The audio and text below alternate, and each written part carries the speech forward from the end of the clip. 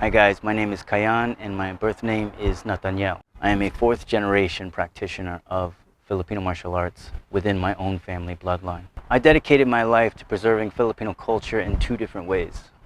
One, through Filipino martial arts, and two, through the revival and construction of contemporary and traditional Filipino weaponry. My wife Mila Bell is also an artist, metalworker, and Filipino martial artist. I started this channel to document our lifestyle and as a platform of education about Filipino martial arts and the rich Filipino blade culture, hoping we can clear up some misconceptions about FMA and to show how incredibly diverse the Filipino culture is. Disclaimer, I am not a historian.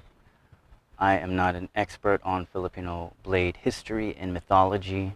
I don't have dozens of certifications and sanctioned fights. Most of my training has been closed door and secretive, which is traditional within Filipino martial arts. Everything that I show you is just my opinion based on more than half of my life of training and experience. This is a martial arts channel. We document beginner and advanced concepts, principles, and techniques. We talk about martial arts philosophy, non-compliant, pressure testing, and multiple approaches to combat and self-defense. This is also a maker channel.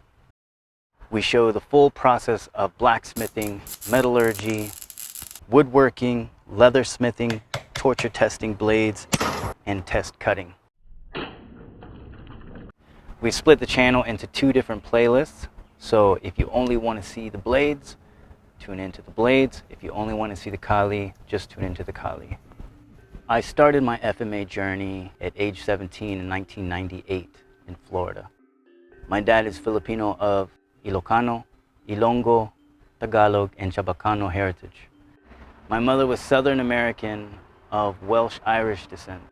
Growing up, my dad told me stories of Filipino martial arts, the Filipino Revolution, and how our ancestors fought the Spanish and Japanese. One of my grandfathers fought in a Bola battalion in Pampanga. One of my great-great-grandfathers was a Katipunan officer in the Revolution. And still some of our family trained Filipino martial arts secretly in the island of Mindanao.